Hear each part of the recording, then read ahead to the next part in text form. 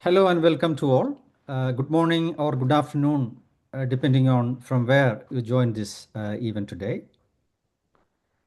My name is Rajesh.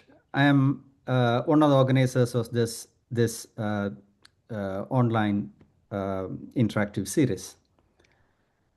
Before starting, I wish to acknowledge the Ngunnawal people as traditional custodians of the land we are meeting today, and recognize any other people or families with connection to the lands of the Australian Capital Territory and region. I wish to acknowledge and respect their continuing culture and the contribution they make to the life of this city and this region. I would also like to acknowledge and welcome other Aboriginal and Torres Strait Islander people who may be attending today's event. I believe Consortium for Research on Innovation Studies, or CRIS, doesn't need any introduction, as most of us frequently meet and participate in some of our events. Today's book talk features the latest book by Keun and Djun Kil. Sorry if I mispronounce these names. Titled Capitalism in South Korea, 1945 to 2025.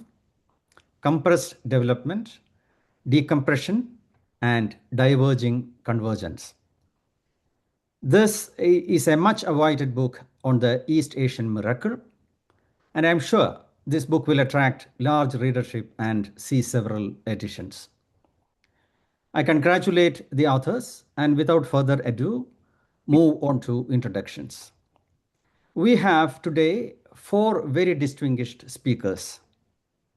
Keun, the author of the book, is currently a distinguished professor at Chung University, emeritus professor at Seoul National University, and chairman of the Center for Economic Catch-up. He is former president of the Korean Economic Association and former vice chair of South Korea's National Economic Advisory Council. He has won the prestigious 2014 Schumpeter Prize and 2019 European Association of Evolutionary Political Economy Prize. Also, Eurasian Business and Economic Society Fellow of the Year 2023. He is an editor of Research Policy Journal, and he sits on the advisory boards of several high-level bodies and international organizations such as the UN, World Bank, OECD, WIPO, and ADB. Manal Mamdouh is currently a senior economist and international trade and developmental projects coordinator in the office of the Minister of the Egyptian Ministry of Trade and Industry. She also serves as an assistant professor of international economics.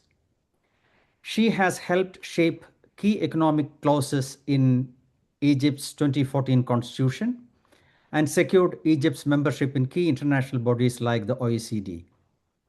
Manal specializes in the new economy, that is virtual platform economy, green industrialization, decarbonization, and public policy. She's a frequent keynote speaker and panelist for UNIDO, UN Women, and the Global Climate Club. Lakhwinder Singh is a professor of economics at Thapar School of Liberal Arts and Sciences and also a visiting professor at the Institute for Human Development, IHD, New Delhi. He is president of the Society for Pathways to Sustainability, former 65th Conference president of the Indian Society of Labour Economics, and coordinator of IndiaLix. He has over 35 years of teaching experience. He's a founder of the Center for Development Economics and Innovation Studies at Punjabi University and founding editor of Millennial Asia Journal. Manuel Gonzalo is a lecturer and researcher at the National University of Quilmes and UNDEC. He is the coordinator of the India Working Group and member of the BRICS Plus Working Group at the Argentina Council for International Relations. His research focuses on comparative development, industrial organization, and he has worked with international organizations and think tanks of the Global South. He holds 20 years of research, teaching, and policy advisory experience across universities and think tanks in Argentina, Brazil, and in India.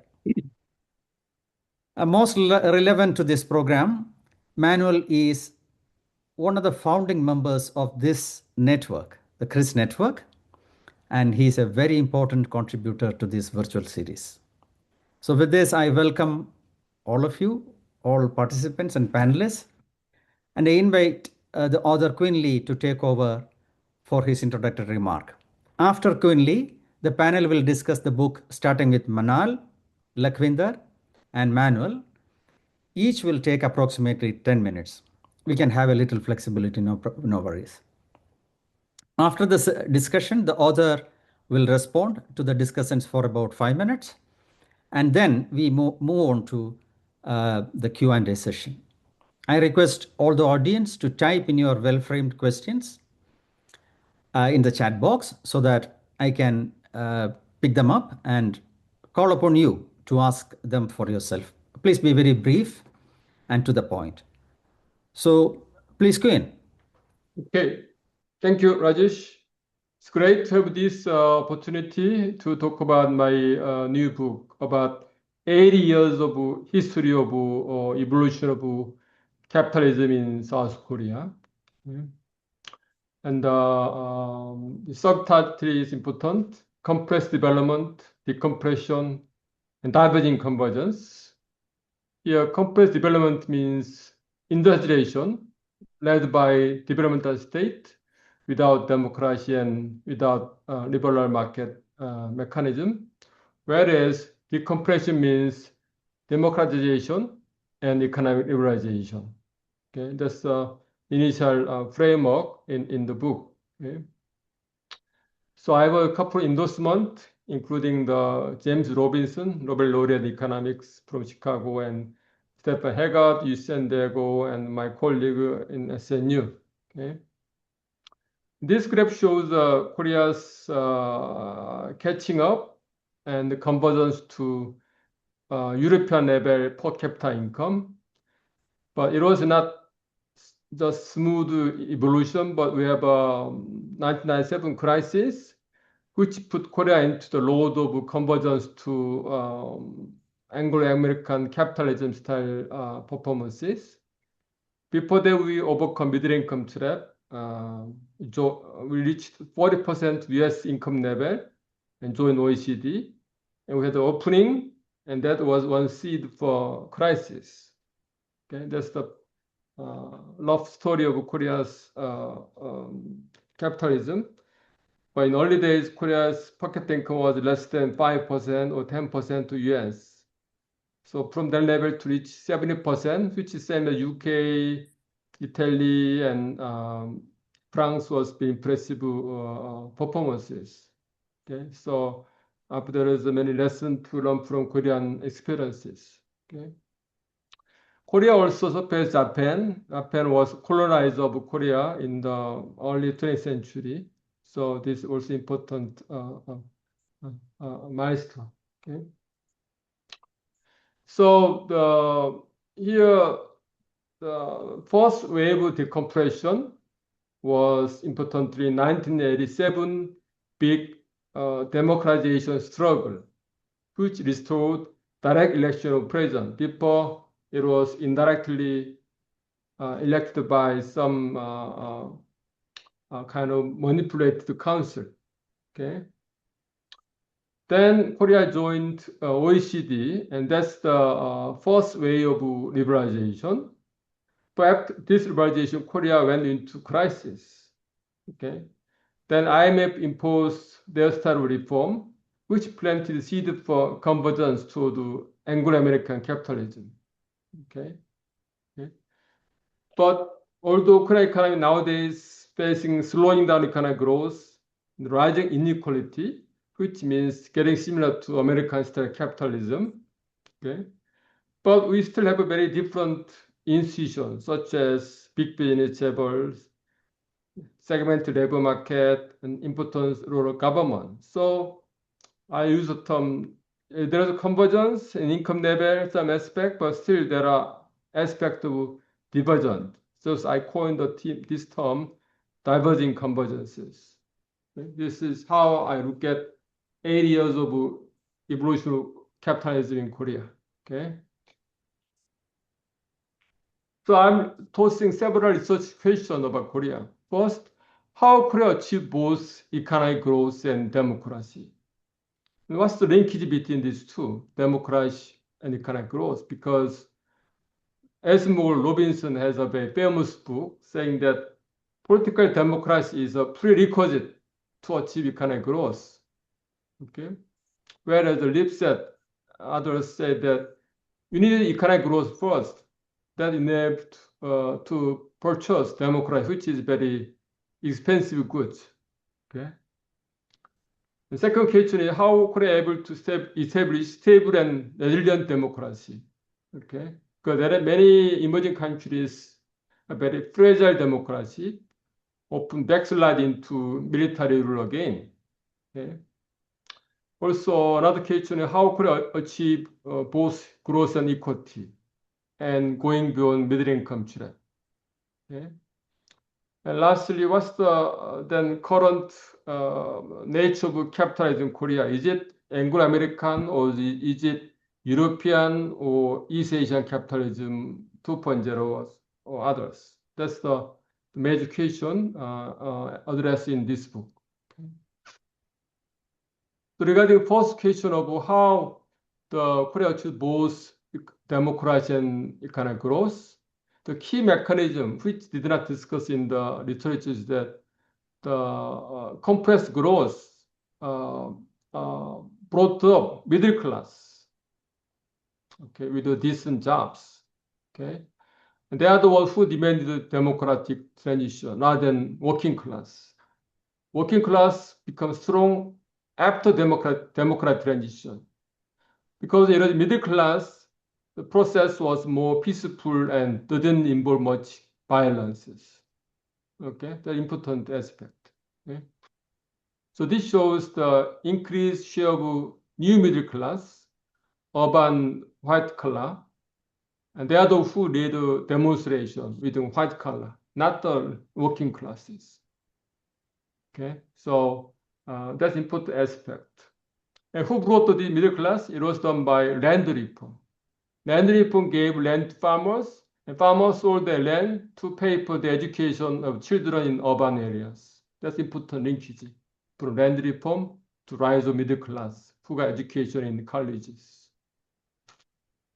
So this shows rise of share of decent jobs, well-paid jobs over the period in manufacturing or services. Then how democracy becomes stable? And important answer, there was a change in political elite from former ex-military leaders to pro-activists, pro-democratic fighters. They become all parliamentary members and new political elite. So powerful military-born elite quite sharply, fastly disappeared. Okay. So this shows I did manual database analysis, look at each member of parliament over the several national elections. Over time, the share of military-born background member become getting less and less, whereas rise of the former activists who participate in the pro-democratic struggle. They will become parliament members, governors, ministers, and so on. So that's why Korean democracy become very stable. Okay. Also, how Korea achieve both growth and equity and no middle income trap. Korea achieve equalizing growth and also innovation growth, based growth, not cheap wage based growth. And this was due to rise of the big businesses, who become the engine of innovation-based growth. Okay, and there are explicit policy of support growth of middle classes, national health insurance scheme, wealth formation, savings scheme, and so on, those to promote wealth of middle class and workers. Okay. So this shows Korea changed to innovation-based growth. In early 80s, Korea GDP ratio to GDP was similar, R&D to GDP ratio was similar to typical like Mexico or Argentina and so on. But since then, Korea excelled in terms of high ratio of R&D GDP ratios. Okay. Also in terms of pattern by the US, Korea become very number 4 or 5, surpassing Germany. Okay. So these are the filed by big businesses, and this shows the relative weight of big business in each country. If above this line means the degree each country has more big business than your GDP size. So major kind of all above this line. If you're below, that's middle income trap. Okay, so Korea created more big business, Fortune 500 classes, than predicted by its country, GDP sizes. Okay. And also Korea achieved equalizing growth. In early days, there was rising inequality by Gini coefficient because of urban-rural gap. All rural people came to urban area become middle class. So during high growth period, we have a decrease of Gini coefficient. Only after it increased after the financial crisis, globalization. Then it was controlled by massive expenditure on social welfare. So Korea's steadily increasing R&D GDP ratio, reaching 4%, highest in the world. Also rapid rise of social welfare expenditure to GDP ratios. So this set and there was sharp increase during the economic crisis period to offset cost of economic crisis. The why there is a linkage from decompression to convergence. Okay, because economic decompression was not internally driven by political consensus in Korea, but rather imposed by outsiders. IMF pushed Korea to adopt many Anglo-American style institutions, financial liberalization, more flexible labor market, and so on. So that become a seed for convergence of Korea to Anglo-American capitalism. So less investment, more dividend pay, slow growth, rising inequality were happening since early 2000. So Korea investment rate dropped almost 5 percentage point before and after this financial crisis. Then Korea growth rate kept decreasing. So it's convergence to US level. Last year, 2025, Korea growth rate 1%, which is half of US. It's over convergence. Then we have seen rising top percent income share, highest US, after that is Korea. This is Japan. These are the European countries, Germany and so on. So both growth slowing down, rising inequality is aspect of convergences. I've done in other papers, I did the cluster analysis using this 3 variable, growth, improvement rate, top percent share, which countries are getting in the same group or others. This is done by cluster analysis. In early days, Korea, Japan, Taiwan is East Asian capitalism group, high growth, low inequality. For 2000, this group disappeared because Korea, Japan joined Anglo-American capital group with the UK, US. Taiwan joined Northern Europe group. Coordinate market economy, liberal market economy, East Asian capitalism, this mixed economy in continental Europe, more rigid labor market. Okay, so this is some evidence of nominal convergence of Korea to Anglo-American system, slow growth, high inequality. So end of East Asian miracle. Okay, then what caused this end of East Asian miracle? Answer is financialization or rise of Anglo-Saxon style shared capitalism, which put in which emphasis on dividend payment rather than reinvestment. Okay, so low growth, high inequality. So there are many literatures in the arguing that financialization is source of inequality. So in Korea, after this reform, share of foreign investors rises from more than 40%, highest in the world. They demanded more dividend rather than company to make more investment. Okay, and that's one source of low investment and rising inequality. So there are many papers showing that correlation between rising dividend tendency and rising share of top 10 income. Third question is that can you say really Korea converging to Anglo-American? Because there are still many underlying difference in institution, like labor market and corporate governance and so on. So we need to get more variable to have a more judgment. Okay. So I look at more variables like birth rate, divorce rate, crime rate, gender inequality, and so on. And this also cross analysis. Here look at this. Italy, Japan, Spain, Korea, same group. What's this group? It's self-capitalism. In other words, very low child birth rate, less divorce, long life expectancy, low crime. Okay, one of the very safe capitalism in the same group, Italy, Japan, Spain, Korea. Whereas US is outlier, high crime rate, and very short life expectancies. US is only 88. But this group, self-capitalism, about 83. US is 78. Okay. So this is very interesting. Korea is different from US, more similar to group of countries showing very interesting aspect which can be called very safe capitalism.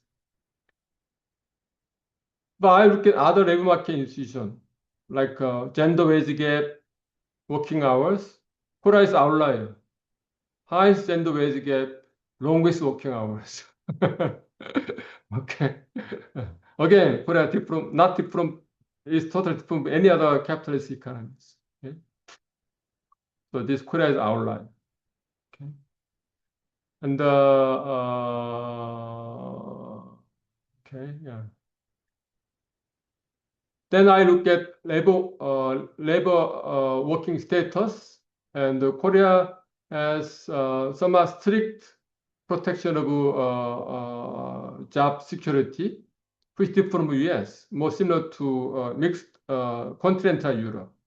Okay, but Korea try to pay more on labor market policies to promote more employment provisions.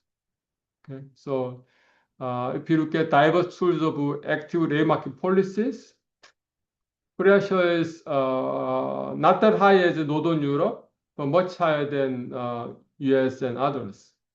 Okay, so Korea tried to become Northern Europe in terms of a flexible and but secure labor market, quite different from US. Okay.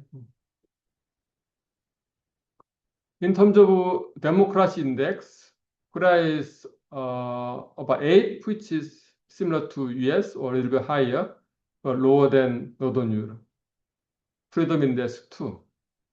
But corruption index, we are 63 and 69, similar to US, but much not clean as Northern Europe. So I Korea US as a free but not so clean democracy. Okay, free but not so clean. Still some homework to do. Okay. And this is the drug cases. Korea used to be drug-free country, but no more. Okay, so it's another aspect of social convergence. We are getting rich and people are getting addicted to drugs as a typical Western societies. Okay. So this day, how I'm concluding diverging convergence. In other words, in macro finance, democracy, Korea similar to Anglo-American. social indicators, Korea similar to Southern Europe, very safe capitalism, Italy, Spain, Japan. Labor market, in some aspects, Korea outlier with long working hours and high gender wage inequalities. Active labor market policy, Korea tried to become Northern Europe. Okay, so it's not easy to say Korea is converging to any typical or particular type of capitalism. So that's why the term multifaceted convergence or diverging convergences. Okay, so or we can call East Asian capitalism 2.0. Okay, so we're not sure which capital in Korea is converging, but we can surely say that we have an end of East Asian capitalism. Okay, so I think Korea could maintain good aspect, like a very safe capitalist aspect, but also try to become more like a Northern Europe in terms of flex security labor market. Okay. I think that's all my quick summary of the book argument. Okay. Thanks, Okay. Keun. Yeah. Manal, please, your turn.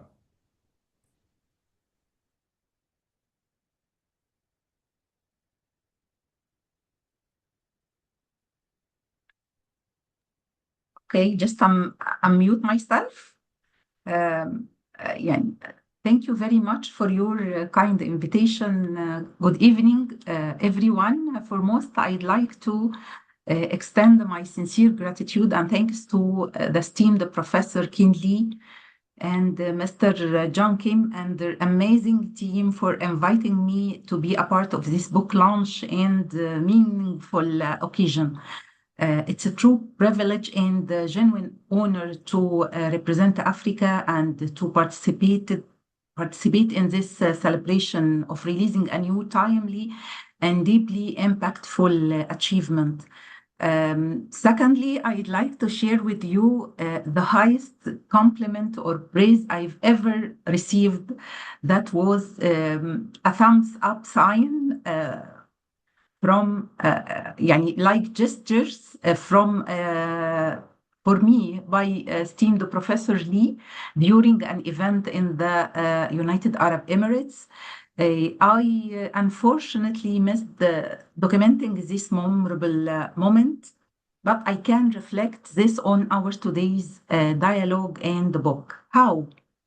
Professor Lee spontaneous, unscripted thumbs up represents a moment of decompressed, where the most profound forms of validation often exist outside the recorded or imported theories or pre-tailored approaches and policies. Every national state must write its own book and keep it its own uncaptured achievement photo. I'll be very brief. My reflections on this milestone book unfolds across 4 key themes. The first theme is focusing on the crucial double-edged sword concepts I picked up from the celebratory book, plus, of course, my closed-ended questions. The first concept is the interdisciplinary, where no sharp, clear or rigidly defined economic disciplines, especially when assessing a large nation's historical experiment like Korea. The second concept is, which I picked from the book of this distinguished Professor Lee, the Korea's turbulent journey. If we're hitting on the central paradox of modern Korean political economy and raising the dilemma's questions, how South Korea managed to preserve its sovereign developmental state orientation while defying traditional Ricardian comparative advantage. How Korea managed the growth and development. What do we find out if we compare what proposed prescript or conditionality by the IMF versus what enacted, implemented, or compliance by Korean state and Korean government? The third concept, which I picked from the book, brought an end to the so-called East Asian miracle. Rather than acting as the executioner of the miracle, the IMF intervention accidentally served as the catalyst that forced the region's economic model to evolve from a fragile, debt-dependent state into an insulated financial fortress, which means the IMF didn't end the miracle, rather upgraded in a national flavor or Korean flavor. The fourth concept, the duality of miracle and crisis, the combination of miracle and crisis. This duality reveals that South Korea miracle and the crisis were not separate historical chapters, but two sides of the exact same economic engine. The fifth concept I picked up, a safe capitalism. Is there any new, a unique developmental path for Korea? If we trying to suggest third logic Korean further path moves past copying or converging with the Western economic model, either Anglo-American capitalism or continental European countries, and looks at how South Korea unique technological density and cultural structure could push it into uncharted territory.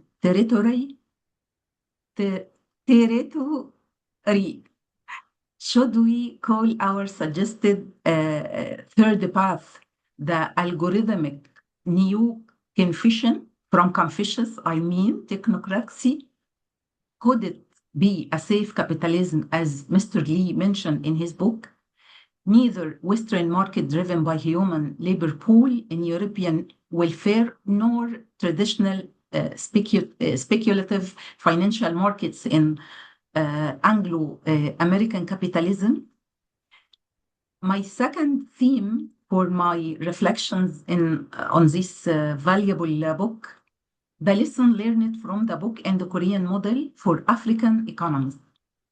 You follow me? Do you follow me? Please. Yeah. Okay. The first lesson is growth can safely precede democracy. Second, a strong middle class drives peaceful reform. Third, premature financialization stifles industrial growth. Fourth, the high income can bring structural economic traps. Fifth, the high social well-being doesn't require a huge budget. My third theme of my reflection is the lesson learned from the book and contemporary era we live, critical insights, not limited conceptual chains. With the progress and very, very advanced technology, cutting edge technologies and virtualization in Korea, we must navigate, assimilate, adapt, and re-articulate growth and development via shifting waves of globalization, which affected and will affect us and our future.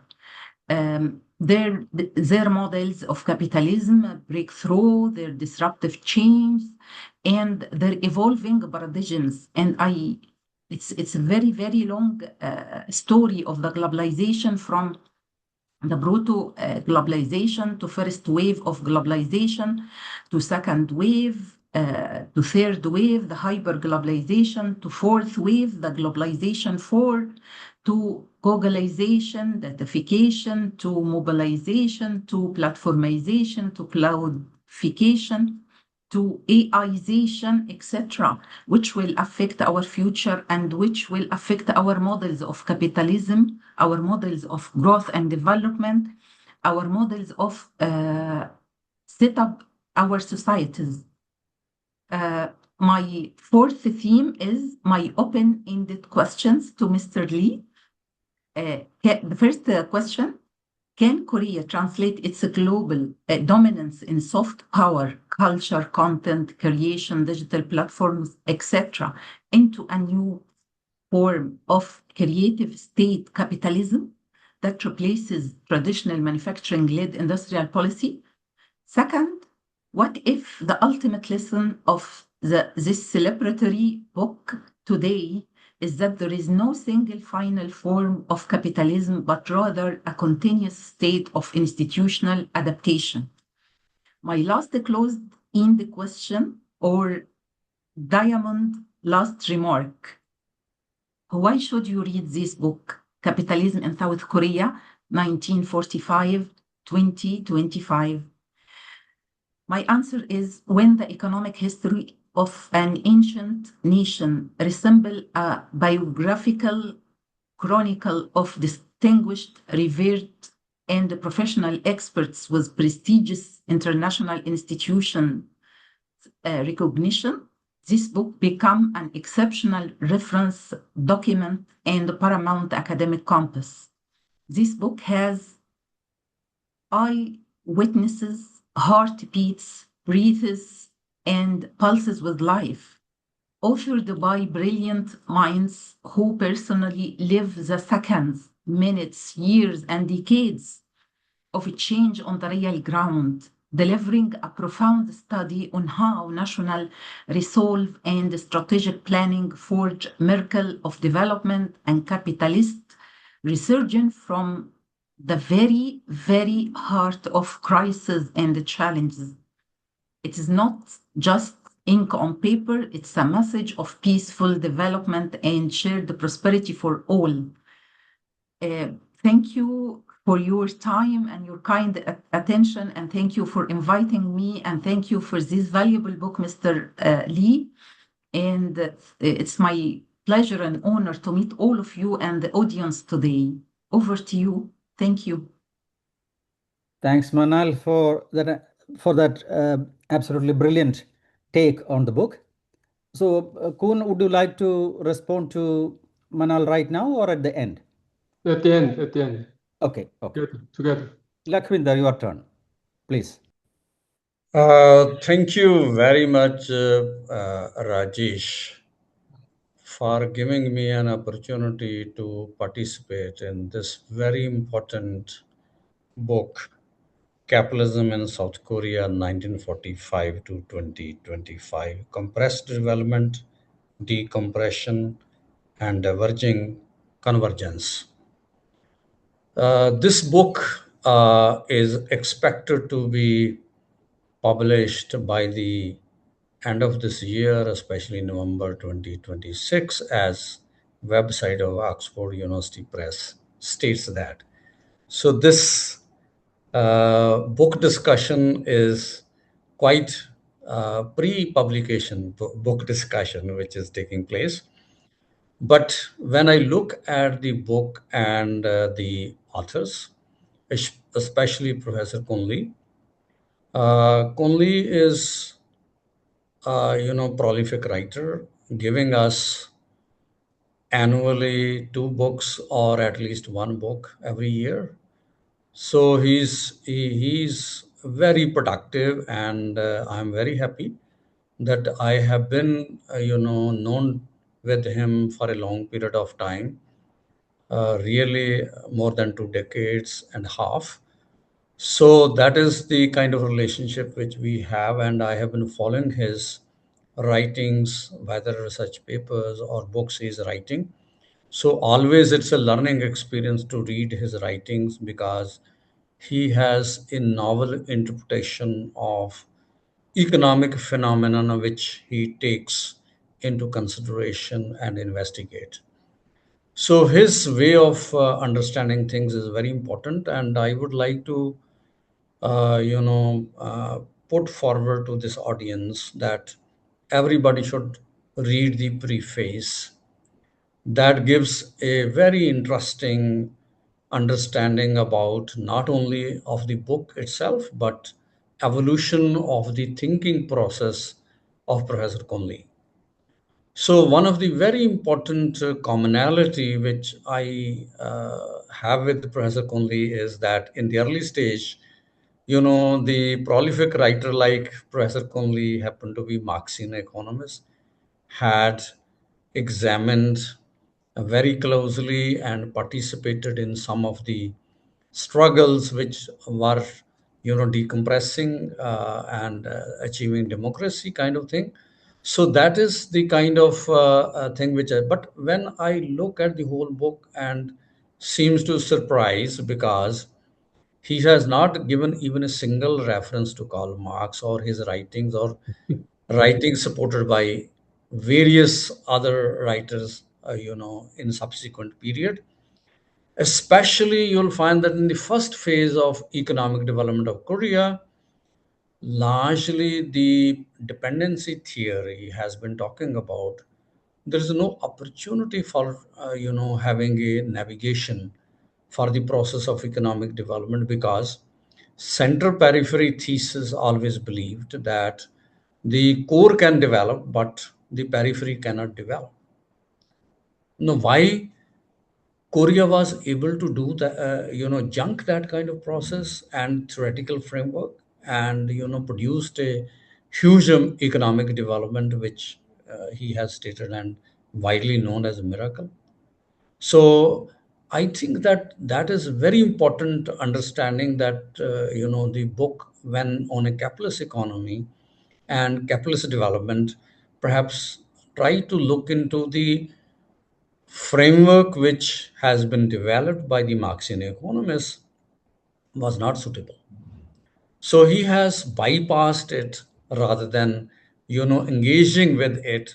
I know that he is trained in that kind of framework, but he has completely bypassed while he has been discussing this book, and I have not found even a single reference from that kind of perspective, which can be instructive to understand that where you'll find Latin American countries and the leaders in intellectual thinking have been trying to propose that center periphery thesis, which has been using Marxian framework, but has not. So East Asian countries have almost rejected that or bypassed that kind of theoretical framework. How they have been done it is still a miracle to understand, to my understanding. So, as the I would like to raise very important question in this context also, that in the first phase of military rule and miraculous economic development, how accumulation has taken place.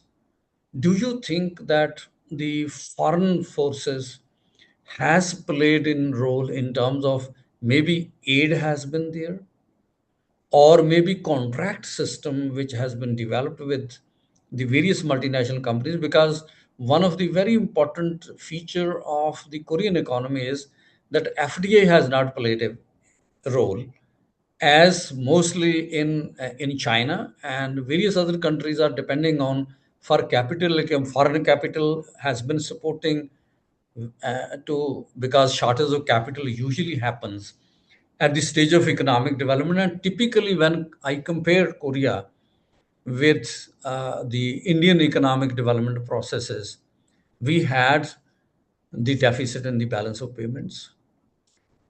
India had deficit in the balance of payment, continued not only from the 1947 till date.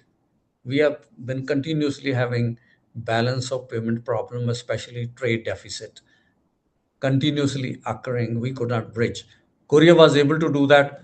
But when you had a deficit of trade, how capital accumulation has generated within the country, or you have foreign aid or something that which has tried to bridge that particular kind of gap during that particular period of time, because that is the basis on the which basis of which the development processes are very important to understand, that how Korea was able to, because nationalization of banks, India did nationalization of banks, but saving gaps, relatively low investment. So the Korea has moved very fast to, saving rate and investment rates much higher than. So how that has been happened, even if similar processes has been followed by many countries. For example, the economic planning board, which you have been talking about, India had economic planning board, planning process was adopted. Even our prime minister was the chairman of the planning board. Your deputy prime minister was given the responsibility of chairing the planning board, but your planning board happened to be more successful compared to us. So here, rightly pointing out a disciplining the markets as well as the networks of the private players which have been participating in Chinese economic development with FDI. Even Chinese were able to discipline foreign capital with imposing restrictions that for 5 years, if the latest technology has not been transferred to the local producers, then we find that the whole accumulated capital will be confiscated. But in your case also, that is the kind of discipline which you have allowed. But to my understanding, that largely the most of the books has been trying to look into the quite closeness of the Korean first phase of economic development that has been with United States of America, a lot of learning process. But to my understanding, learning processes happened everywhere. The only problem is how that accumulation has been, generated sufficient to leverage the rate of growth, because most of the middle economies today are suffering from low investment. They are not able to generate the kind of investment is required, as well as transitioning from increasing investment to increasing investment in the innovation system, which Korea navigated relatively very easily in the process of first phase of economic development. You yourself has mentioned in various other writings also here that 1% threshold limit was crossed during that particular period of time, the R&D GDP ratio. So I think this is very important. The second very important question I would like to shift to is that post-military regime, where you'll find that during the military regime, the land reforms has played a very important role to, reducing income inequality in the countryside, and more investment took place in the education sector and all that. But largely, you will find that a similar kind of development has happened in various countries in the world, but they could not translate into, developing education at a short span of time. So, what led Korea to enable themselves to do that kind of thing is very important to learn ourselves. That how actually the military regime happened to be more innovative in terms of developmental orientation compared to other. What really needs to understand is that you have been talking about that their interaction of the uh, military regime and the training process which happened in the US, might have been emulated. But this is a very short period of time when you'll find that this kind of learning lessons and implementation of the learning lessons have happened. I think something is more important to be explained at that particular phase of foundational level, which can explain the subsequent stages are relatively easier to be done. So I think this is very interesting. But the second phase, which is important, that from exploitation of the workforce to creating the kind of middle class, because when I look at historical experience, relatively the faster industrial growth was able to generate enough kind of opportunity where higher wages are probably possible. So it is the kind of circular kind of thing where you'll find that some workforce is entering into low wage but moving very easily to the higher phases of higher wages, higher productivity, and all that. So I think this is very, very important to understand that the exploitation period of the workforce was relatively short in nature, or why it has been long in other countries, why it has been short here, that is very important to understand. And the multinational companies have not played very important role, especially the export oriented strategy played a more important role to have a contract kind of system, and technology has been flowed. How that has happened? Because technology at that particular period of time was very difficult for the countries to get in. How Korea was able to do, enable itself to bring more technology at that particular period of time to meet the needs of the multinational companies when the kind of decentralized system of production was taking place. Is it a Japanese experience, or Japanese legacy has played important role in some of the industries, or this is new learning which has been done by the Korean themselves? It's a unique something like that.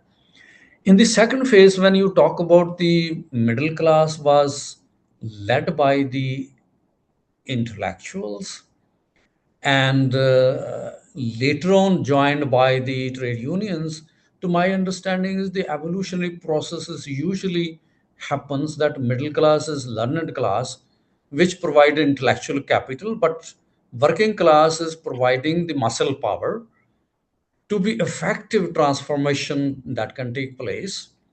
And this process of the kind of combination of the intellectual power with mass movement of the trade unions, that has been very unique, because normally military rule usually suppress very easily these kind of things.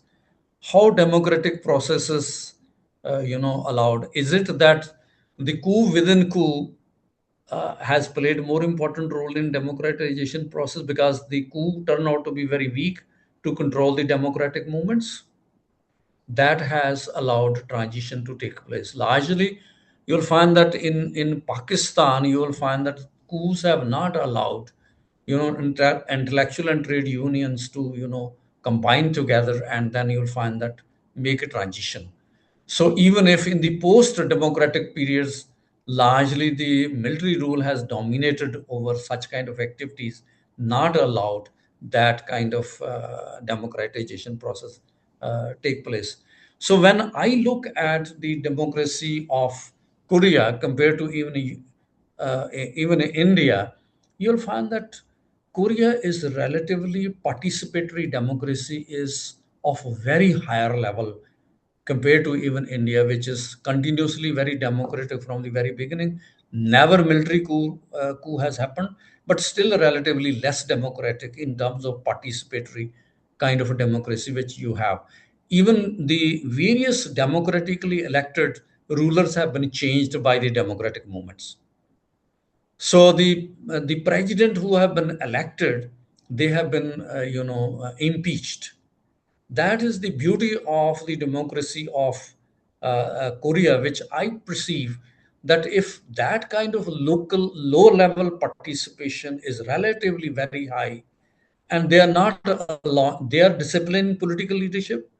Political leadership is not able to discipline the social movements. So I think uniqueness of the Korea is that how Korea's social movements were able to discipline the political leadership even during the democratic period. Largely, the democratic periods in most of the countries like India, where the political leadership was never able to be disciplined by the social movements, and the political leadership also not able to discipline the big business. So that does mean you will find that these kind of special kind of innovations, which are specificities of the evolution of the Korean economy, that is very important. Now, the contradictory thing, which to my understanding, which is coming up is that I have also witnessed when IMF 1997 crisis, and then you'll find the debates going on in 2002, when the IMF kind of uh, package was dismantled by Korea by early stage, which they consider was not suitable. That was a unique, but still you are believing that that has hugely impacted to change the kind of Korean capitalism to making it going towards Anglo-American capitalism, which perhaps is going to have some sort of convergence or features which are relatively, we can see, in American capitalism, and that is going to generate the kind of disequilibrium in your economy, which earlier period has relatively high growth, low income inequality, and this is going to have low economic growth but high income inequality. So, to my understanding, that is it a special feature of the Korean economy, still a relatively low income inequality, low growth rate, and it's a compressed deindustrialization which is taking place now, because it is not probably the impact of the Chinese industrialization. To my understanding, this is going to be a relatively a Korean feature, where you'll find that you have faster industrialization and then you have a faster deindustrialization.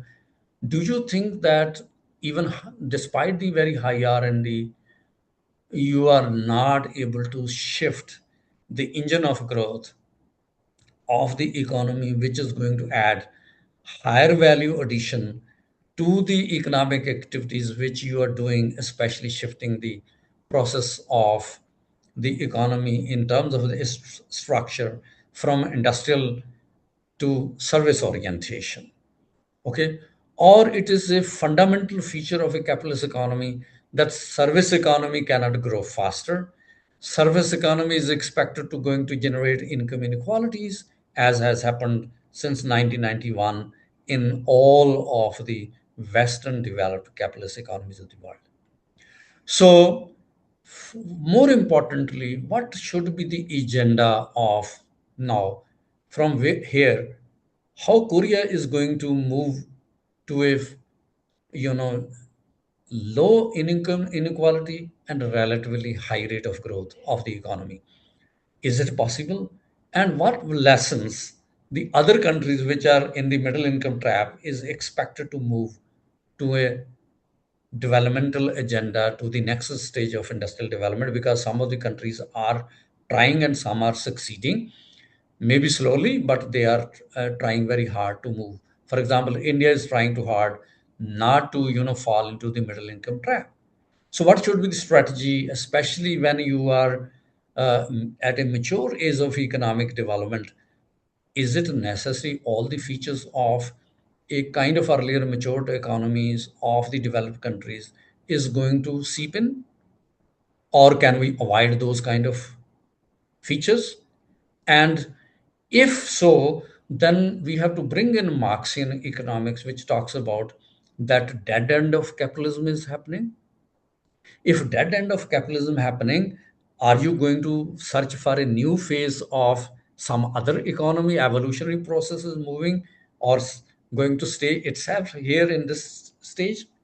Or evolution is going to go higher than to shifting the economy from you know slavery, feudalism, capitalism to some kind of socialism or something like that, where productive forces can redevelop? Or we can say it's going to end here, so end of capitalism, or the beginning of something else is expected to happen? What kind of stage you perceive? And more specifically, I love to read this book. I'm happy that you have written it, but you have compressed this book to make it very short. I think a lot of explanations could have been done, and you have a lot of wherewithal and resources which perhaps you could have explained a little more. Why you have compressed too much in this context? So the more explanation could have been sought, and I think you should write a postscript to talk about that. Are we are going to have a end of capitalism, or we are going to have a something departure from here, whether in new capitalism you can perceive, because you have a variety of capitalism earlier studied. So what is the future pathways which we can drive from here? And I congratulate you that you have given us food of thought. Lot of debate is expected to happen around this book. I will also, planning to write a comprehensive review of this book, the major features of this book, and then the critical remarks which I am thinking. I have not finalized my thinking process, but I'm thinking that how we should read this book and how we can go beyond this book, so that you'll find that more discussion, debate, and even you can contribute in this context. Thank you very much. Thank you. Thank you, Lakhwinder, for that, I must say, surgically precise dissection of the book and curiosity-provoking questions of potential avoidance of a Marxian analysis, ranging to the Korean experience of a perhaps coup in coup type of democratic transition. A very stimulating critique for any potential reader. Thank you so much. Now, Manuel, please, over to you. Hello. Well, thank you very much, Rajesh, for organizing this book presentation. For me, it's really nice to be here with Keun Lee, Lakhwinder, and Manal, and all the audience. So I am really happy, and I congratulate mainly Keun Lee for the book and all of us for this event. I will share I make some, as my English is not so good as the English of Lakhwinder. I prefer to make a presentation in order to be a little bit more clear with my comments. You know that when we speak in English, we seem less intelligent from Latin America, because we are a little bit more tough in these terms. But well, this is the book. Yeah. I have some comments on this, on Chris' initiative, and all the people in the globalist community congratulate Rajesh for the initiative. And we are involved in this globalist community for, well, in my case, 15 or 20 years, and I am really happy of having this network and these friends in this community. Well, about Keun Lee, we all know that he's a really prominent, prolific, systematic, and dedicated scholar. I can also say that he's a generous man.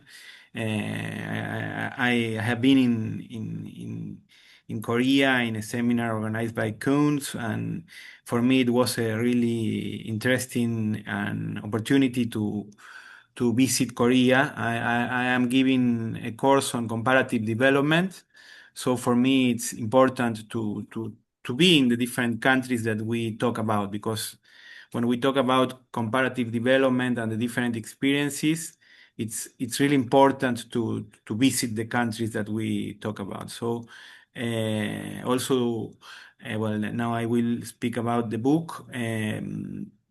But continue with Keun Lee profile. I think that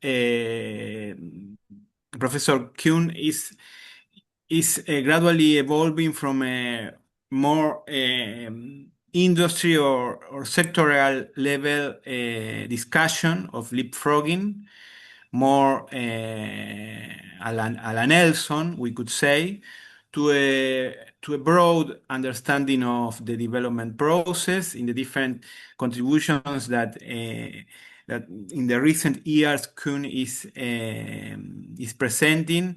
He's broadening his view on development, and I think that he's doing this very well. I think that, of course, that if we read the preface of the book, we see that from his PhD, Keun has an interest in the economic systems. Yeah, in fact, his PhD thesis was about China economic transition from communism to capitalism.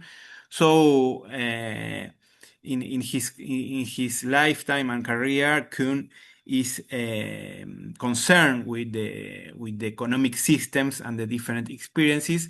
But I think that in the last decade at least, he's much more broadened the scope of his analysis.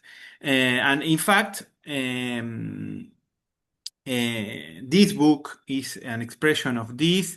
This is a book, in some sense, a book of political economy. It's not a book only advocated for industry dynamic. No, it's a book on development and political economy, and it is oriented to a broader audience. In this sense, also we can see this that the Keun co-author Kim, she's a sociologist. So in this sense, Keun is open this dialogue with other disciplines and other profiles of professionals or academics. And in this sense, I think that I have been I have a course on, as I said, of comparative development, and it is not easy to find Korean literature, critical Korean literature. I mean, as we can see with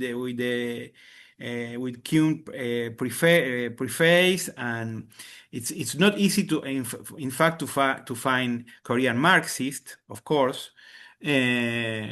But it's not easy to have a literature that is have a critical view, and also that introduce some geopolitical aspects to the economic development. I think that this book fill this gap, so it's an interesting contribution, and the fact that it's compressed is in some sense good, because the two authors are compressing 80 years of Korean history in one book that it is really easy to read.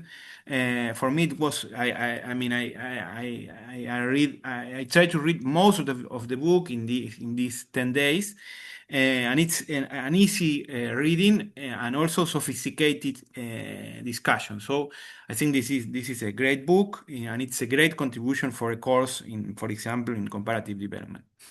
I really like the preface of Keun, in the sense that he really introduce and comment very personal insights of his personal life, different life episodes that also help us to understand Keun thinking in some sense, and the atmosphere in which it's not, of course, that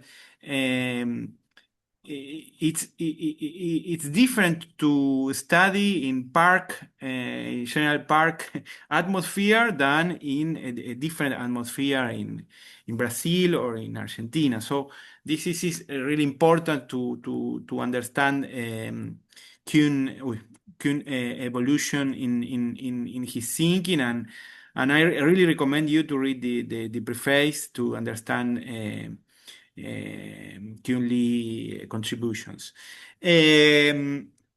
Of course, that it's a great synthesis of the 80 years of the Korean capitalism, and the authors, in some sense, played with these three main categories: compressed development, decompression, and this convergence, or I think that the interesting category is divergent conversions. Yeah, nowadays you have in Korea these two types of capitalism. Yeah, the Anglo capitalism and the safe capitalism, and they play with this as Keun showed us before, with these two capitalism that are living together in Korea.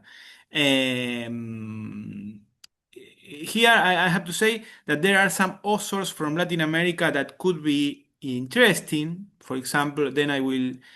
There's a book of a political scientist, O'Donnell. The name is The Authoritarian State in Latin America. That try to it's a classic in some sense, try to give an understanding of the Brazilian and the Argentinian dictatorship. That of course that it was not the same as Park, but it could be interesting to read these contributions.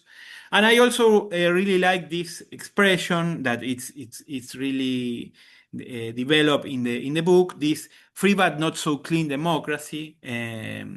It's also like an interesting category, and in some sense,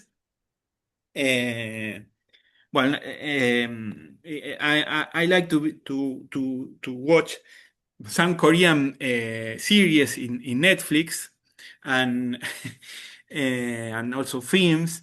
And you can see that also nowadays in Korea, it's not. I mean, it's not true that there's no corruption. Yeah, and this idea that in Latin America there's corruption and there's no corruption in Korea. Well, perhaps there's less corruption.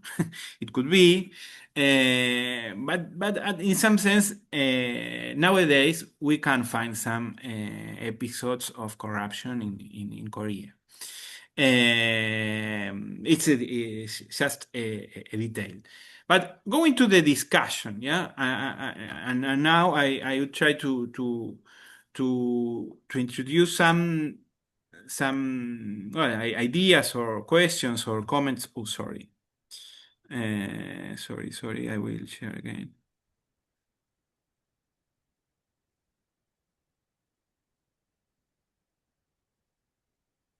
It's okay? Well, there's it was the chapter of General Park was really good and comprehensive. This idea of anti-colonial state building, anti-communism as a fundamental of the Korean state building. At the same time, a close relation with the U.S. You mentioned the role of the Confucianism in the introduction. But then I think that there is not so developed in the different chapters.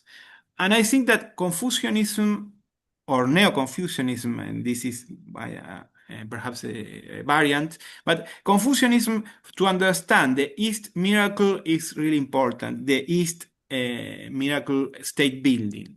And I found that this was not so introduced in this first chapter explanation. Perhaps I could ask what does Keun think about this, and also if you see the indicators that you present as safe capitalism, they could be related with some cultural aspects of the Korean society. So perhaps it's not this safe capitalism. The way to this safe capitalism is not mainly because of capitalism, but because of some cultural aspects of the Korean experience. I don't like to explain the development on cultural aspects, but we have to recognize that there are important aspects that are really specific to each country and to each experience. For example, there are some authors that I have read about Korea that they speak about race capitalism. There are some extreme views, but I think that this homogeneity that the Korean society has perhaps has some explanation on this safe capitalism. Then the second point is the role of state-owned enterprises and also public investment in infrastructure in the Korean history. Keun mentioned, the book mentioned that, for example, POSCO was a state-owned enterprise before. But I would like to know if the role of public investment in infrastructure had an important role, and also the role of state-owned enterprises in the Korean state building. I think that it's there, but perhaps Keun understand that it was not so important. So I would like some words on this. Well, then I would go to this third one, the one of market discipline, that of course we can agree.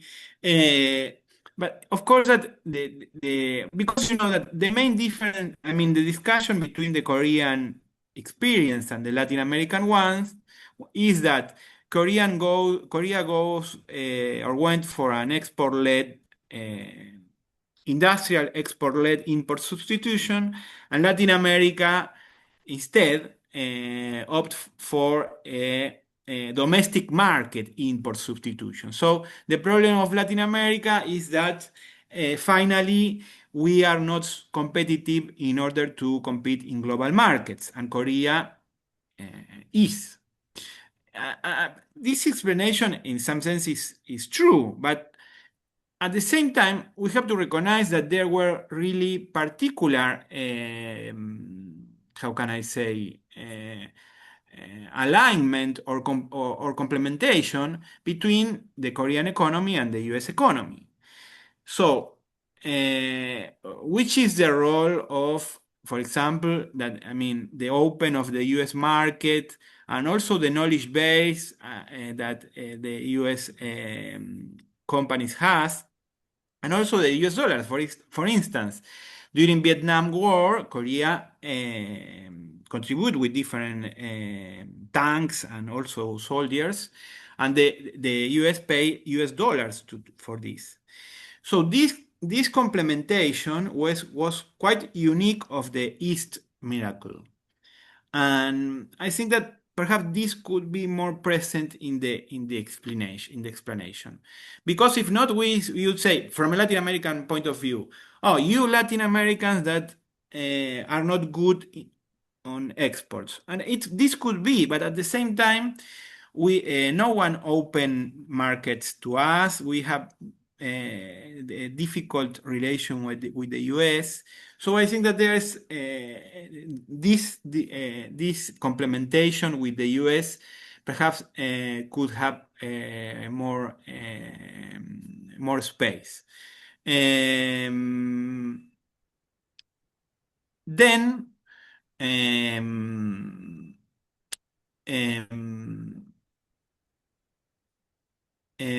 something on, well, I don't know what could think about the land reform, yeah, that it's the main issue for Asia.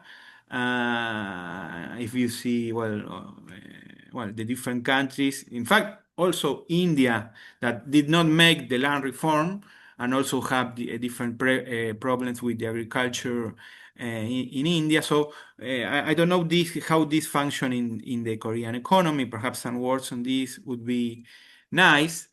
And finally, with these two issues of, well, this is a main subject in Keun Lee contributions, that is the idea of leapfrogging, yeah, the idea of leapfrogging that is not so present perhaps in this book, but I would like to reflect some, to hear some reflections on these short cycles and perhaps the Korean leapfrogging without science, yeah, because in some sense Korea has not a strong scientific system. It's more a diffusion system, yeah? And in some sense, it's a success, because if you see, well, India has biotech and also nuclear and also space, and Argentina have biotech and nuclear, and we we are not a developed country. So some words on this idea, but I also think that this has to do, well, this is in a paper of, I think that it is Ergas, that says that when he discussed these mission-oriented policies, he said there are countries that they left the basic R&D to the US, and they make the final phase of the R&D and market process. Perhaps Korea is a case of this. And finally, I find really interesting this idea of divergent convergence, of course. And I think that also there's like a concept in Latin America that could contribute to this idea, to the development of this idea, that is the idea of structural heterogeneity. Yeah, it's a main category of a Latin American scholar, Aníbal Pinto, that in some sense he followed Prebisch's contribution on dual economists, on dual economy. And I found that this divergent convergence is like a soft structural heterogeneity, in the sense that Korea is a much more homogeneous society, even, for example, that in India. In India, you have tribal forms of capitalism and nuclear plants. Well, this is not the case of Korea, but there are different contributions from Latin America speaking about this structural heterogeneity. For example, you may know Jorge Katz, also like some kind of structuralist and evolutionalist economist, that he's speaking in the last 10 years, I think, of the 4 Argentinas. For example, Argentina have one sector that is really competitive, another sector that is more oriented to the domestic market, and then you have the informal sector. So I think that this idea, and this is also some kind of profundization of the idea of structural heterogeneity in some sense. And I think that the divergent convergence of Keun Lee and Kim could dialogue with these categories, perhaps in a next book. So thank you very much for this opportunity. Congratulations, and thank you. Thank you, Manuel, for your typical Latin American perspective of a Korean book. That was very, very interesting and enlightening. Now, Professor Lee, your time to respond to these wonderful comments. Thank you. I think the 3 panelists had a very interesting and very thought-provoking comment and commentaries. And I think Manal comment was more on the current and future about the Korean model or Korean capitalism, whereas Lakhwinder focused more on past in comparison with the Indian trajectory. Also, then Manuel also both past and current issues, comparing with the case of Latin American heterogeneity issues. Well, I will also read 2 comments in the chat box. First one was about compared with India, and the second was by Korean colleagues about current situation. So, given time limit, let me try to make 3 comment responses. First, about comparing Korea with India in terms of more past experiences. Okay, so I think the Korea, India can be important because India has a democracy, but not so much remarkable economic performance issues compared to Korea.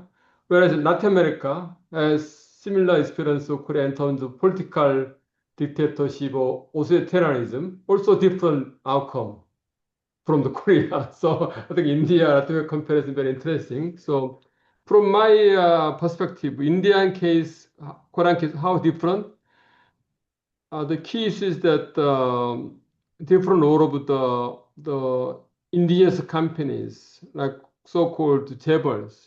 So India also tried to be, cautious about inviting MNCs, FDI, but they are also politically very conservative in not bringing up local big businesses, in a sense. So in the Korean cases, we also tried to contain too much power of FDI, but we had our big business oriented to world market or export orientation. So that's the one difference between Korea and Indian cases, right? So because of growth of locally owned big businesses, Korea able to become pursue more the strong innovation-based growth, which can pay for also all kind of welfare payment.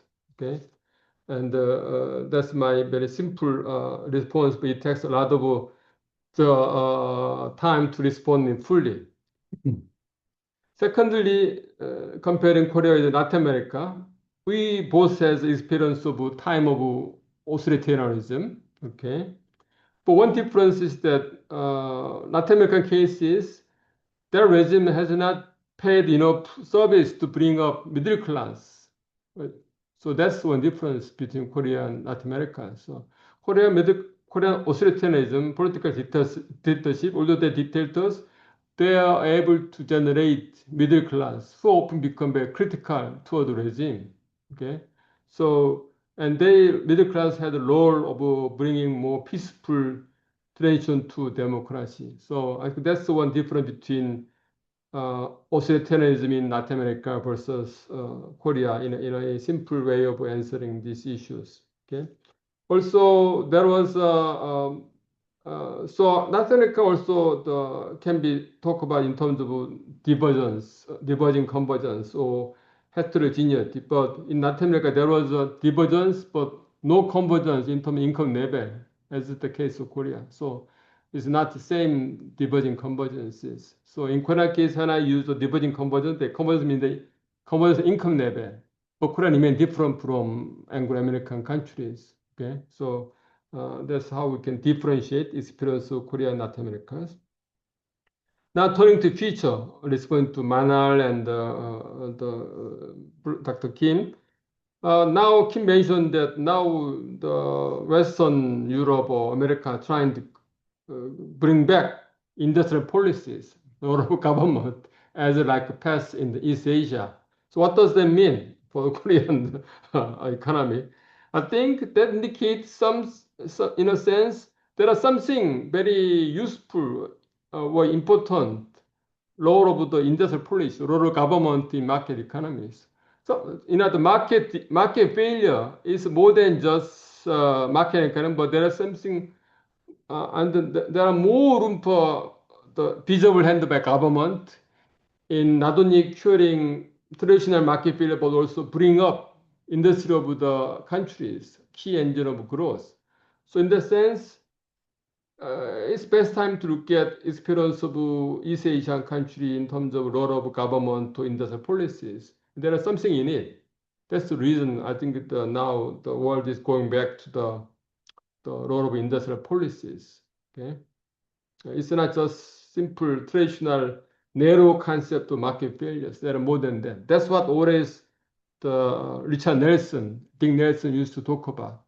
Okay, that's view of the Schumpeterian Ironsa review. We are talking now then not only market failure but also failure of the innovation system.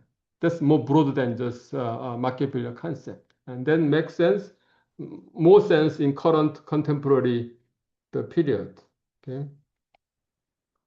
Maybe And in the regard, I agree with Manal that Korea tried to continue to create new forms of capitalism rather than trying to become similar to any existing mode of capitalism around the world. So I put that might be right answer. I mean, Korea cannot be converging to any existing form of capitalism. We should keep evolving to create better capitalism with the future of self-capitalism and more innovative and more inclusive capitalism. Okay? And that's the challenge. And that's our future, I mean, the research topics. Okay? Yeah.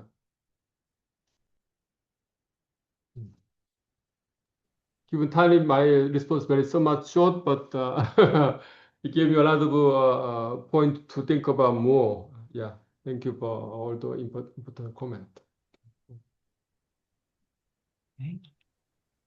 Thanks, Keun. I think Keun has answered the questions in the chat, but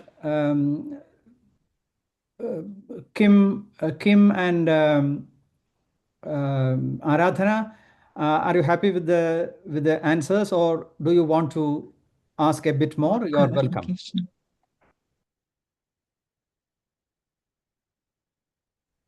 Yeah, Kim first. Please go ahead, Kim. You are on the mute. Yes, thank you very much for the presentation today about your insightful new book for the CUNY, and also the insightful opinion from the panel. I thank you very much. Actually, I had two questions. And first question is about the macro side. So I wrote on the chat box. And the second thing, actually, as we don't have many times left, so I just want to ask the question. And second thing is about the micro side. And Professor Keun placed Korea's social indicator near the southern Europe's safe capitalism cluster. However, from the household perspective, Koreans record a low fertility rate might be the sharpest rebuild measure of perceived insecurity we have today. So actually, as I'm also Korean, so I just want to ask you about the insightful opinion from the Koreans' current situation. So do you intuitively feel that the framework need a household level dimension alongside microfinance and labor? And if so, would that dimension register as another form of convergence, or perhaps as Korea's most extreme divergence? So yeah, that's my question. And I found your diverging convergence framework to be an exceptionally useful lens for understanding Korea's complex trajectory for the development. And thank you for very much for introducing your book and sharing the generous insight with us today. Thank you.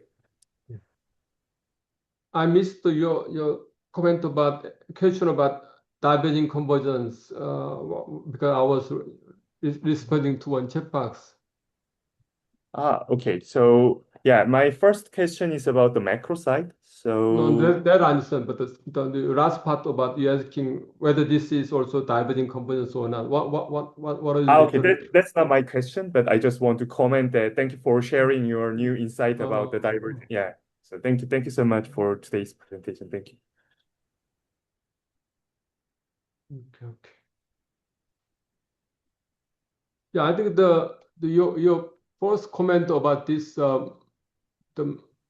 the aspect of industrial policy, I kind of answered in a sense that indicate the importance of going beyond the traditional concept of market failure, rather than we better go back to the concept of system failure, which is Schumpeterian concept. Yeah. Thank you.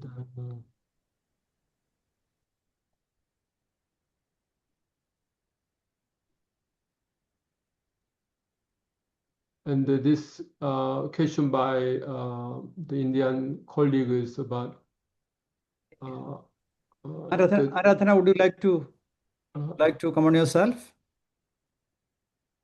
Yeah, actually, I think my first question is already addressed by Keun. Well, actually, I just want to ask that you see, most countries are now converging, so there is a sort of converging divergence that is happening in most countries at the moment. Okay, Whether you take LMEs or you take CMEs, they are all converging, in some sort of new institutional setup, if you talk about VOC framework. So, I mean, how do you really see that? And how do you see Okay. Korea as a kind of distinct country, Okay. or what do you see the future path of Korea at this point in time when this kind of convergence is taking place, and how it is going to be different from the rest of the world? Okay. So that's what actually I was just wondering when you were presenting. Yeah, please. Yeah. My point was that I have a different opinion whether all countries are showing aspect of diverging convergence, because when I say diverging convergence, here convergence means that convergence income level, but other countries are not showing that convergence income level.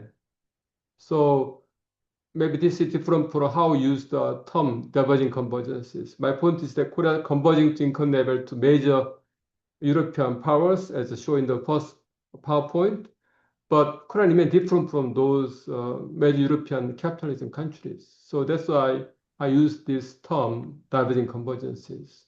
So may I have one clarification? So it means that Yeah. you're talking about income convergence, but institutional divergence. Yeah. Is that so? Yeah, exactly, yeah. And this institutional divergence is from the previous regime. Many factors involved in creating these institutional divergences, or historical legacies, or past dependencies, and the rising new forces of labor union or more radical group. Because earlier you were totally, CME, corporate coordinated economy. But now you are more about the kind of mixed economy, in the sense that you have capitalist as well as coordinated institutions. This is, I think, what. Okay. Thank you for that clarification. Thank you, So I think Aradhana.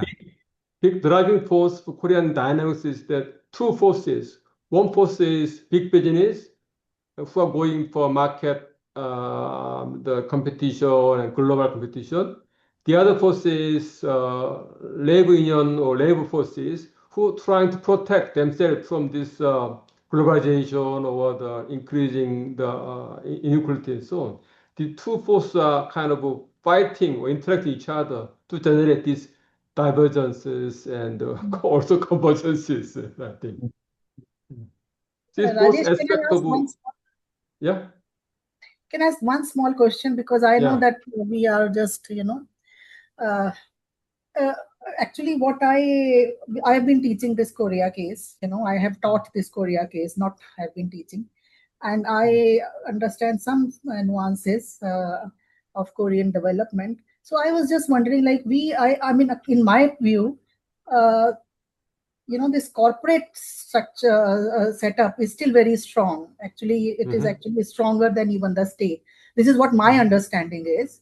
So when you say that there is, divergence of institutions, then I believe that still, it is divergence which is which is taking place within a broader umbrella of coordination, which is driven by the corporate sector. And this is perhaps is the power of Korean economy. This is what my understanding is. Not only that, but there is a forces, social group who trying to resist to globalization or like convergence and so on. In a sense, try to protect their right as a citizen, because otherwise we will see more case of rising inequalities and less social safety net and so on. So there is these forces formed by process of democratization. So democratization generates strong labor union and many social groups, NGOs supporting on that side. They are those who are trying to resisting the force of globalization or market mechanism and so on. These two forces are interacting, fighting each other, generate Korean dynamics still. That's why I think that's my understanding of Korean capitalism. So how do you see the future of Korea? This is my last question. Sorry. Future of Korea? I think Korea will be like all the Western capitalist countries. They are not dynamic, but they are still maintaining their position in the world. I think Korea will be like that. Korea not slowing down and become more like Western Europe countries. So in a sense, Korea cannot collapse, but not very dynamic or fast growth anymore. And Korea said we don't no more value growth. We only value now more equality or environment and safety and so on. So we're quite different society nowadays. Yeah. Thank you very much. Thank you.